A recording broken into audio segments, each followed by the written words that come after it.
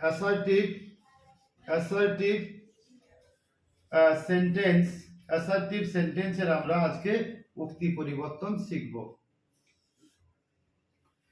আমরা জানি রিপোর্টিং স্পিচটি যদি অ্যাসার্টিভ সেন্টেন্স হয়, প্রথম নিয়ম, রিপোর্টিং স্পিচটি যদি অ্যাসার্টিভ সেন্টেন্স হয় তবে রিপোর্টেড ভার্বটিকে সে বা টেলে রূপান্তরিত করতে হয় এবং লিঙ্কার দ্যাট হয়। লিঙ্কার হয় কি? দ্যাট। লিঙ্কার হবে দ্যাট। আর রিপোর্টিং স্পিচে অবস্থিত যে প্রোনাউনগুলো রয়েছে সেই প্রোনাউনগুলোর বক্তা এবং শ্রোতা অনুযায়ী পরিবর্তিত হয়। আর কি পরিবর্তিত হয়? রিপোর্টিং ভার্ব যদি প্রেজেন্ট বা ফিউচার টেন্সে থাকে তবে রিপোর্টিং স্পিচের টেন্সের কোনো পরিবর্তন হয় না। কিন্তু রিপোর্টিং ভার্ব যদি পাস্ট টেন্সে থাকে তবে রিপোর্টিং স্পিচে তাকে যখন আমরা উক্তি পরিবর্তন করব তখন রিপোর্টিং স্পিচটি যে টেন্সে থাকে তার করসপন্ডিং টেন্সে হয়। অর্থাৎ প্রেজেন্ট ইনডেফিনিট থাকলে পাস্ট ইনডেফিনিট হবে, প্রেজেন্ট কন্টিনিউয়াস থাকলে পাস্ট কন্টিনিউয়াস হবে, প্রেজেন্ট পারফেক্ট থাকলে পাস্ট পারফেক্ট হবে, প্রেজেন্ট পারফেক্ট কন্টিনিউয়াস থাকলে পাস্ট পারফেক্ট কন্টিনিউয়াস হবে, পাস্ট ইনডেফিনিট থাকলে পাস্ট পারফেক্ট হবে, পাস্ট কন্টিনিউয়াস থাকলে পাস্ট পারফেক্ট কন্টিনিউয়াস হবে। আর বন্ধুরা, শ্যাল উইল যদি থাকে তাহলে উড বা শুড হবে, ক্যান থাকলে কুড হবে, মে থাকলে মাইট হবে। এই হচ্ছে নিয়ম। তাহলে আমরা ফার্স্ট নিয়ম পেলাম। একটা এক্সাম্পল দিয়ে যদি আমরা বোঝাই, যে Rama says to me I am ill, আমি অসুস্থ। Rama says to me I am ill, Rama says to me I am ill. এখানে দেখো বন্ধুরা, এখানে লক্ষ্য করো, বক্তা হচ্ছে রামা, শ্রোতা হচ্ছে মি। এখানে রিপোর্টিং বক্তার বক্তব্য হচ্ছে ইনভার্টেড কমার ভেতরে, এটা হচ্ছে রিপোর্টিং স্পিচ, আর এই রিপোর্টিং স্পিচকে এক্সপ্রেস করার জন্য যে অংশটুকু ব্যবহার করা হয়েছে এটা হচ্ছে রিপোর্টিং ভার্ব। তো বন্ধুরা, এবার আমরা এটাকে যদি ন্যারেশন চেঞ্জ করতে যাই তাহলে প্রথম কাজ হবে রিপোর্টিং ভার্ব তৈরি করা, তারপরে লিঙ্কার ব্যবহার করা, প্রোনাউনের চেঞ্জ করা, তারপরে টেন্সের পরিবর্তন হলো কিনা। তাহলে বন্ধুরা, আপনাদের চারটা নিয়ম অবশ্যই মনে রাখতে হবে ন্যারেশন চেঞ্জ করার সময়। যে ফার্স্ট হচ্ছে রিপোর্টেড ভার্ব তৈরি করা, নেক্সট হচ্ছে লিঙ্কার ব্যবহার করা, নেক্সট হচ্ছে প্রোনাউনের পরিবর্তন অর্থাৎ চেঞ্জ অফ প্রোনাউন, তারপরে হচ্ছে change of tense, making reporting verb, using linkers and change of pronoun and change of tense. তাহলে বন্ধুরা, আমরা প্রথম নিয়ম পেলাম, ফার্স্ট নিয়ম পেয়েছি যে এই রিপোর্টিং স্পিচটি এই বক্তার বক্তব্যটি যদি অ্যাসার্টিভ সেন্টেন্সে থাকে, অ্যাসার্টিভ সেন্টেন্স বলতে বর্ণনামূলক বাক্যে থাকে, অর্থাৎ সাবজেক্ট ভার্ব বা শেষে যদি ফুল স্টপ থাকে, ওই বাক্যগুলো যদি কোনো কিছু ব্যক্তি বস্তুকে যদি বর্ণনা করা বোঝায় তবে অ্যাসার্টিভ সেন্টেন্স। যদি অ্যাসার্টিভ সেন্টেন্সে থাকে তবে বন্ধুরা এই যে সেজ রয়েছে, এটা হয় সে হবে কিংবা টেল হবে। তো সে আর টেল এটা কি হয়, যে শ্রোতা যদি থাকে তাহলে টেল, আর শ্রোতা না থাকলে পারে সে। শ্রোতা থাকলে পারে পরোক্ষ উক্তিতে টেল, আর শ্রোতা না থাকলে পরোক্ষ উক্তিতে সে থেকে যাবে। তাহলে বন্ধুরা, আমরা দেখলাম যে এইখানে রিপোর্টিং স্পিচটি রয়েছে অ্যাসার্টিভ সেন্টেন্স। তো এই যে রামা সেজ, তাহলে রাম বসে গেল। এবার এই সেজ, এটা সেজ থাকবে না টেল হবে? এখানে কিন্তু শ্রোতা রয়েছে, শ্রোতা থাকলে পরে জানি আমরা টেলস হবে, রামা টেলস। এবার মি, সের পরে টু হয় কিন্তু টেলের পরে টু হয় না, সের পরে টু হয় কিন্তু টেলের পরে টু হয় না। যদি সের অবজেক্ট থাকে, শ্রোতা থাকে, তবে সেড টু কিন্তু টেল টু হয় না, টেল টু হয় না। তাহলে আমরা কি পেলাম? রিপোর্টিং স্পিচ যদি অ্যাসার্টিভ সেন্টেন্স হয়, অর্থাৎ আই এম ইল, এখানে এটা অ্যাসার্টিভ সেন্টেন্স, তো রিপোর্টিং ভার্বটি সে হবে বা টেল হবে, সে হবে বা টেল হবে। সে কখন হয়, টেল কখন হয়? শ্রোতা থাকলে পরে টেল, আর শ্রোতা অর্থাৎ টু মি যদি না থাকতো তাহলে সে বসে যেত। এখানে শ্রোতা রয়েছে তাই টেল হলো, এখানে সেজ আছে সেই কারণে টেলস করলাম। তারপরে বন্ধুরা তাহলে রিপোর্টিং ভার্ব তৈরি হয়ে গেল 1 নম্বর কাজ। 2 নম্বর হচ্ছে লিঙ্কার। বলা হচ্ছে রিপোর্টিং স্পিচ যদি অ্যাসার্টিভ সেন্টেন্স হয় তবে রিপোর্টিং ভার্ব রিপোর্টিং স্পিচকে দ্যাট দ্বারা যুক্ত করতে হয়, অর্থাৎ লিঙ্কার হচ্ছে দ্যাট। এখানে বন্ধুরা অ্যাসার্টিভ সেন্টেন্সের ক্ষেত্রে লিঙ্কার হবে দ্যাট, লিঙ্কার হয়ে গেল দ্যাট। তারপরে নেক্সট বলা হচ্ছে চেঞ্জ অফ প্রোনাউন। এখানে বক্তা শ্রোতা অনুযায়ী, এখানে আই বলতে কাকে বোঝাচ্ছে? আই বলতে বক্তার পরিবর্তে আই বসে, এখানে বক্তা হচ্ছে রাম, বক্তা হচ্ছে রাম, রাম হচ্ছে থার্ড পারসন সিঙ্গুলার নাম্বার, তাহলে রামের পরিবর্তে এখানে নিশ্চয়ই কি হবে? হি। এবার এখানে টেন্সের পরিবর্তন হবে কিনা আমরা তাহলে কি করলাম? রিপোর্টিং ভার্ব তৈরি করলাম, লিঙ্কার ব্যবহার করলাম, চেঞ্জ অফ প্রোনাউন করলাম। চেঞ্জ অফ প্রোনাউন হলো এবার হবে টেন্স।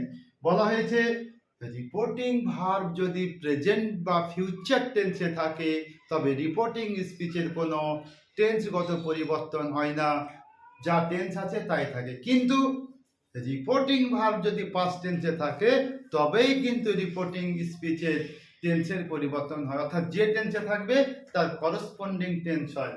তাহলে এখানে যেহেতু টেন্স আছে প্রেজেন্ট ইনডেফিনিট টেন্সে, এটার কোনো চেঞ্জ হবে না। আই ছিল সে কারণে অ্যাম হলো, হির পরে is, that he is ill.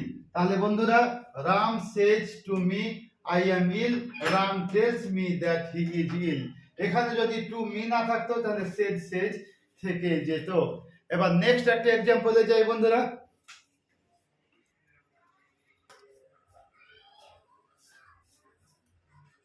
Next example, Mita said,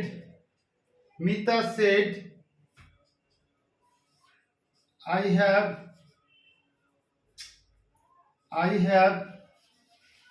done it. Mita said, I have done it. বন্ধুরা এটাতে যদি আমরা নারেশন চেঞ্জ করি, তবে আমরা দেখব যে এখানে বক্তার বক্তব্য রিপোর্টিং স্পিচ রয়েছে অ্যাসার্টিভ সেন্টেন্সে।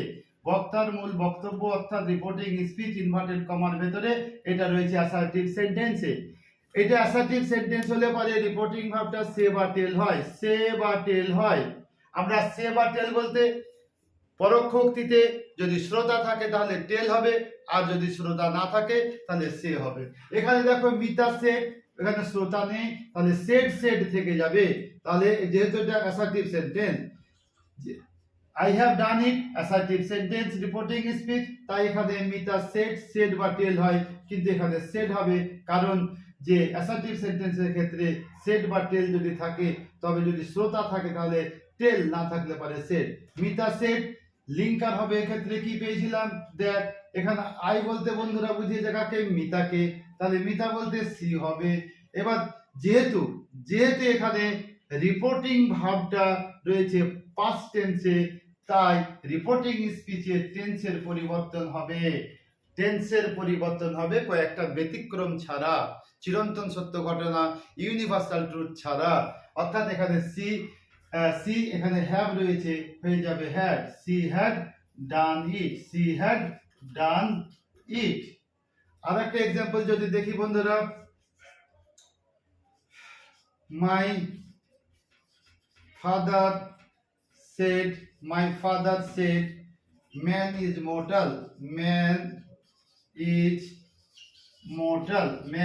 মোর্টাল, তাহলে একটু লক্ষ্য করো বন্ধুরা, এখানে রিপোর্টিং স্পিচ বক্তার বক্তব্য রয়েছে অ্যাসার্টিভ সেন্টেন্সে, তাহলে এখানে সে হবে বা টেল হবে।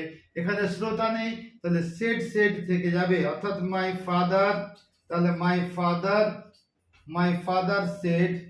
ফাদার সেড লিঙ্কার হবে, জানলাম কি দ্যাট হবে লিঙ্কার। এবার ম্যান থেকে গেল, আর এখানে কিন্তু ম্যান ইজ মর্টাল, এটা চিরন্তন সত্য ঘটনা। যেহেতু এটা পাস্ট টেন্সে থাকা সত্ত্বেও এটার কিন্তু কোনো পরিবর্তন হবে না, কারণ চিরন্তন সত্য বা ইটারনাল ট্রুথ বা ইমর্টাল যদি থাকে তাহলে অবশ্যই আমরা কি বলবো, এখানে ইউনিভার্সাল ট্রুথ থাকলে ম্যান ইজ মর্টাল, ইজ থেকে গেল। আমরা কখনো বলতে পারি না যে man was mortal, man was mortal আমরা বলতে পারি না। তাহলে বন্ধুরা আমরা অ্যাসার্টিভ সেন্টেন্সের ন্যারেশন চেঞ্জের যে নিয়মটি আমরা পেলাম খুব সুন্দরভাবে। অর্থাৎ ন্যারেশন চেঞ্জ করতে গেলে আমাদেরকে 4টা জিনিস মনে রাখতে হবে। ফার্স্ট, প্রথম হচ্ছে রিপোর্টিং ভার্ব তৈরি করতে হবে, লিঙ্কার ব্যবহার করতে হবে, প্রোনাউনের চেঞ্জ করতে হবে, আর কি টেন্সের পরিবর্তন করতে হবে। ফার্স্ট, রিপোর্টিং ভার্ব তৈরি করা, লিঙ্কার ব্যবহার করা, আর রিপোর্টিং স্পিচের সেই প্রোনাউনের change of pronoun and change of tense. আর কিছু কিছু ক্ষেত্রে যদি অ্যাডভার্ব থাকে, অ্যাডভার্ব অফ প্লেস টাইম, তাহলে সেগুলো পরিবর্তন হবে। আমরা ফার্স্ট পেলাম রিপোর্টিং স্পিচ বা বক্তার বক্তব্যটি যদি অ্যাসার্টিভ সেন্টেন্স হয়, অ্যাসার্টিভ সেন্টেন্স হয় বা স্টেটমেন্ট হয় বা বর্ণনামূলক বাক্য হয় বা সাবজেক্ট ভার্ব দিয়ে শুরু হয়ে শেষে যদি ফুল স্টপ থাকে বক্তার বক্তব্যটি, তবে রিপোর্টেড ভার্বটি সে বা টেল হয়, লিঙ্কার হবে দ্যাট, লিঙ্কার হবে দ্যাট। আর দ্বিতীয় নিয়ম পেলাম, এক্ষেত্রে রিপোর্টিং ভার্ব যদি প্রেজেন্ট বা ফিউচার টেন্সে থাকে তো রিপোর্টিং স্পিচের কোনো টেন্স পরিবর্তন হয় না। কিন্তু রিপোর্টিং ভার্ব যদি পাস্ট টেন্সে থাকে, কয়েকটি ব্যতিক্রম ছাড়া রিপোর্টিং স্পিচ যে টেন্সে থাকবে তার করসপন্ডিং টেন্স হবে।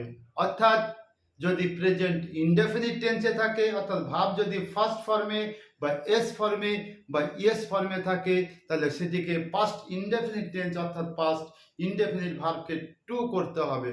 আই ইট থাকে তাহলে এট হয়ে যাবে, গো থাকলে ওয়েন্ট হয়ে যাবে। প্রেজেন্ট কন্টিনিউয়াস টেন্স থাকলে পাস্ট কন্টিনিউয়াস টেন্স, অর্থাৎ অ্যাম ইজ আর যদি থাকে তাহলে ওয়াজ ওয়ার হয়ে যাবে।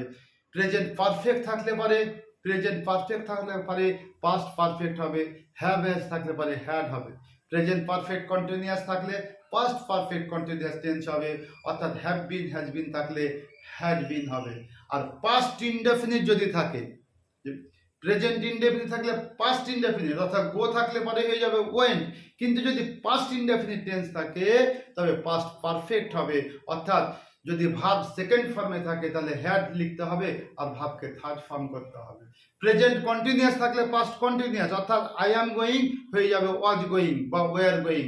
কিন্তু ওয়াজ গোয়িং বা ওয়ার গোয়িং যদি থাকে তাহলে হ্যাড বিন গোয়িং, অর্থাৎ পাস্ট পারফেক্ট কন্টিনিউয়াস টেন্স হয়ে যাবে বন্ধুরা।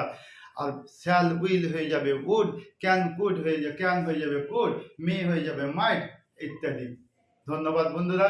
আমরা পরবর্তীতে আরো এইরকম ভিডিও নিয়ে আসবো, অর্থাৎ কোশ্চেন নিয়ে আসবো, যেটা ইয়েস নো কোশ্চেন আর ডব্লিউএইচ কোশ্চেন আর কোশ্চেন ট্যাগসের yes no question, WH question আর কোশ্চেন ট্যাগসের আমরা ন্যারেশন চেঞ্জ করব পরবর্তী সেন্টেন্সে। ধন্যবাদ।